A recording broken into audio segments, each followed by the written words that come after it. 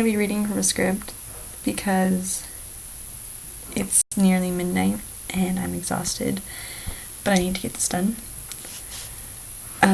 It's August 2nd, which might just be another day for you, but for me, it marks a full year of trials and figuring life out for myself and trying to get my life back on track, I guess you could say. My story starts when I was 18 months old, when I was diagnosed with gluten and dairy intolerance. Fun things.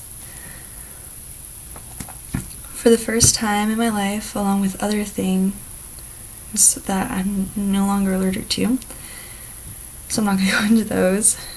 My entire life, I've avoided certain foods because if I ate them, I'd get a bad rash in various places and I'd feel sick for a few days. Up until I was 13, I was so strict about my eating and I barely ate anything that was considered dangerous, I guess, because of my allergies.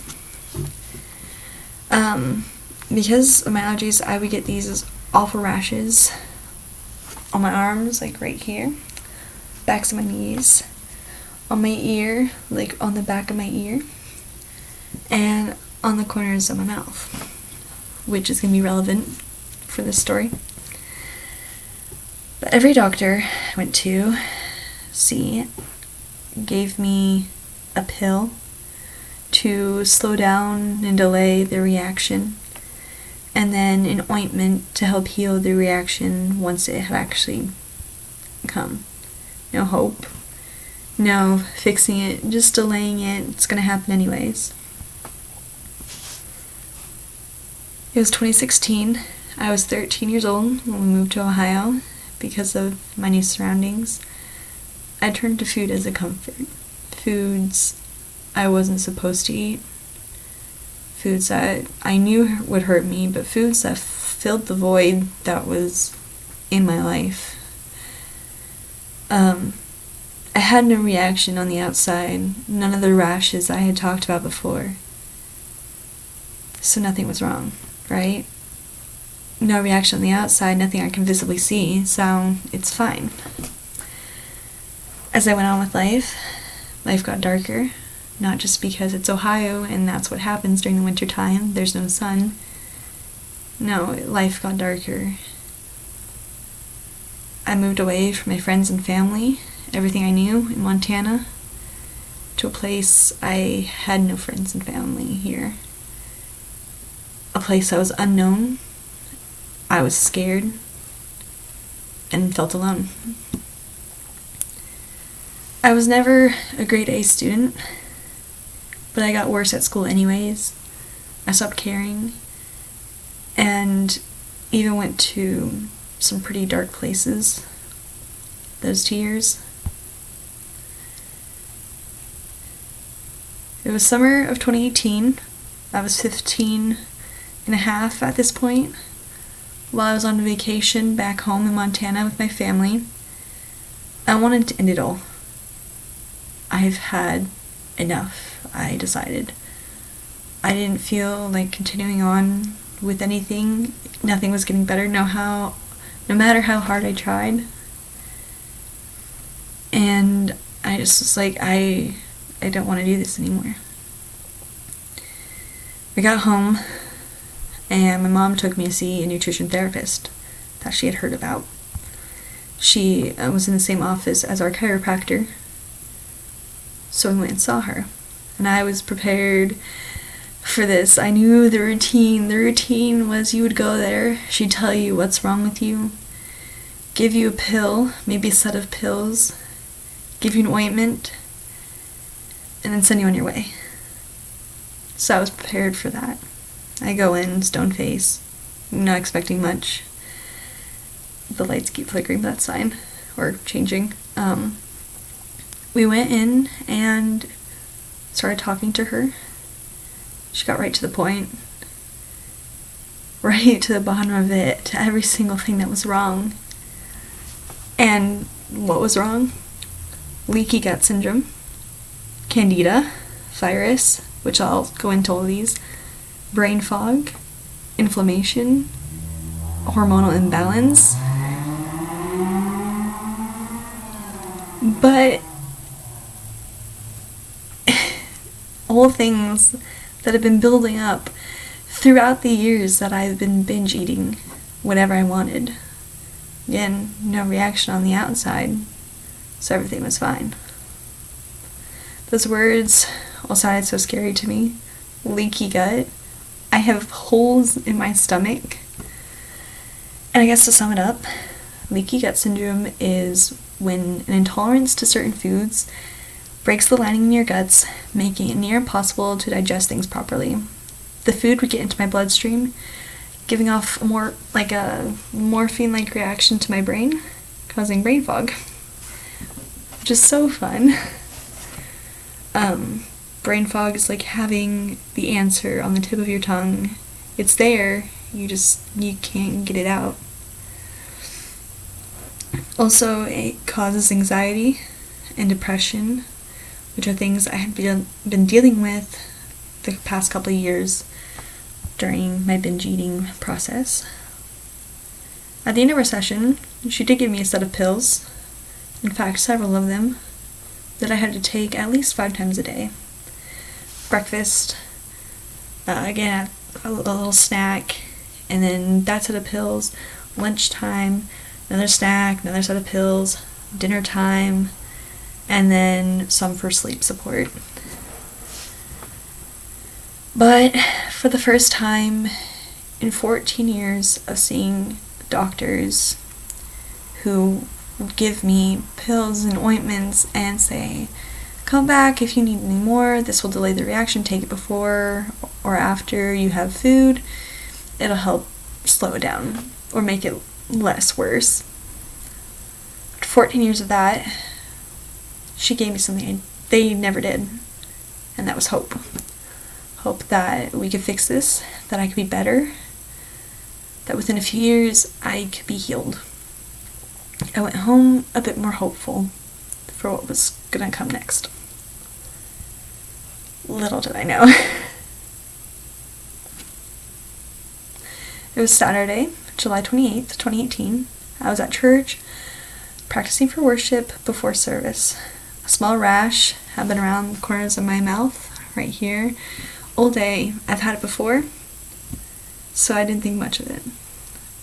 We were singing a song, and the words had moved me to tears, as most songs do, because I'm a very musical person. Reflecting into my own life, as words from songs normally do, as I continued to sing, my throat all of a sudden started to hurt so badly I couldn't sing anymore. It hurt to talk. I told the director of worship that week and said, hey, here's the situation. I'm going to go home and rest, and I'll come back tomorrow if I'm feeling better. So I went home, and I went to sleep.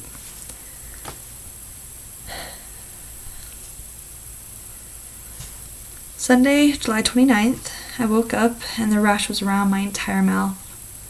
Still small and normal for me, but I didn't go to church. My throat was still hurting so badly, and it hurt to speak. The rash was just around my lips.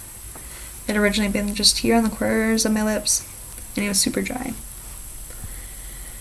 Monday, July 30th, I woke up not being able to open my mouth at all, barely to breathe.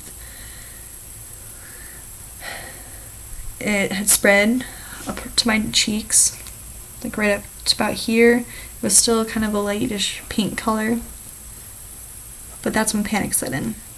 That's when I realized something's wrong. This isn't normal. So quickly to the ointments, to the exfoliating salves, eat this, eat that, all the normal stuff when this happened. Tuesday, July 31st, it got worse. It was weeping at this point. That's when it's like all like liquidy and it's gross and I hate it. It was weeping. nearly up to my eyes. It never actually got to my eyes, but it came up right around where my dark circles were. And it also had begun to swell. Wednesday, the 1st of August, we finally saw the doctor. We went to our pediatrician, who was stunned by my condition and gave her usual pill and ointment, which we had to pick up from the pharmacy. I had food that day, though, for the first time since Sunday morning when I had breakfast. I was beginning to lose my hope. It's never going to be okay. Thursday, August 2nd, I woke up in tears, unable to look at myself because of how hideous I was. I'm fine. I'd always had self-esteem issues, but all of that just shattered when I looked at myself in the mirror that day. I had moved upstairs from our living room where I had been sleeping for the past couple of nights because I didn't want my siblings to see me.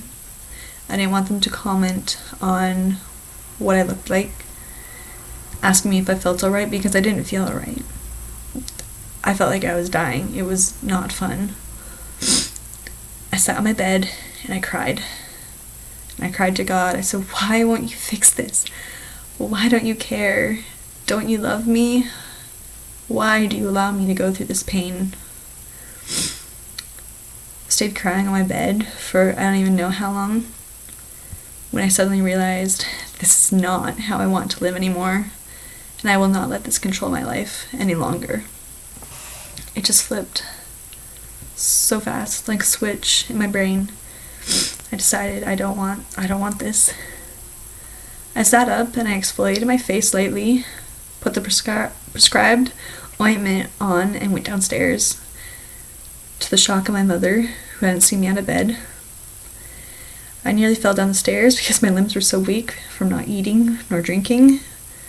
I ate, I cooked myself some food, and I began to make jokes and laugh with my siblings. I chose life that day. I chose to fight and not let it consume me any longer. I'm glad I did.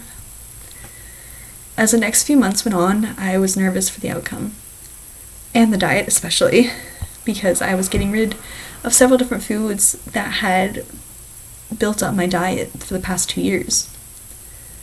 No gluten, no dairy, no carbs, no sugars, even natural sugars, so no fruit. But slowly, things started to change. The clouds that had filled my skies started to part just a bit more every single day.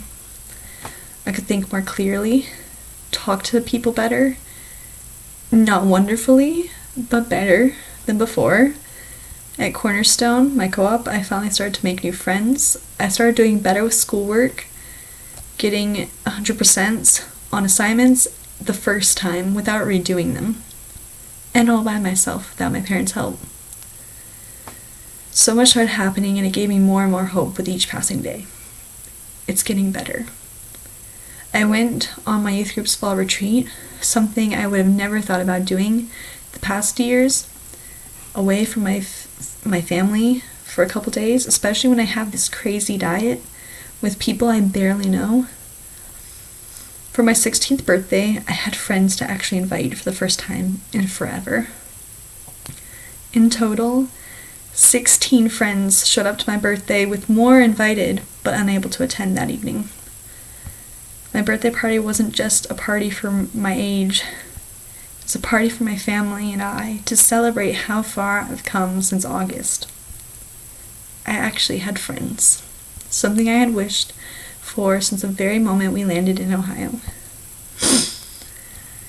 It's now been a year since I decided to change my life around. I finished my sophomore year at Cornerstone with A's. My proudest achievement was a 99% in biology. Thank you, Mrs. Paul. I had discovered new hobbies, like photography, drawing, and painting more. I got a job. Well, 2 jobs. On my second job right now. I made so many new friends and even gained a curfew for the first time. So apparently I'm social now. It hasn't been easy, but it's been worth it. And I want to say thank yous. Thank you to my parents for not only supporting me emotionally and physically throughout this experience, but also financially. Thank you for this gift of life that you continue to keep giving me. Thank you to all the friends I've made this past year. There's too many of you to list, which is insane. You all have no idea how grateful I am for you, because a few years ago, I thought I'd never have you. That goes to my soccer team. I love you guys. You guys are like my second family. You guys are insane, but you're awesome. My sibling. My Cornerstone buds, my classmates there. You guys, I need to stop getting in trouble talking to you during class. My church friends, you guys just continue to bless me. And of course, a huge thank you to Angela, my nutrition therapist, for giving me the life I thought was only available to me in my dreams. She has given and continues to keep on giving me everything, the world, a world I never thought I'd have. I'm so happy for the family and friends that have been inspired by my story and have sought some help of their own, whether it be through Angela or through someone else. I can't even begin to explain how proud I am of you guys for having the guts to go and get help, guts I didn't have a year ago because they had holes in them. I hope you've enjoyed this video and my story. It's not a fun story, but it keeps getting better. I hope I didn't bore you either, or annoyed you with my sniffling, because I'm an emotional wreck. Happy normal August 2nd to you. Thank you.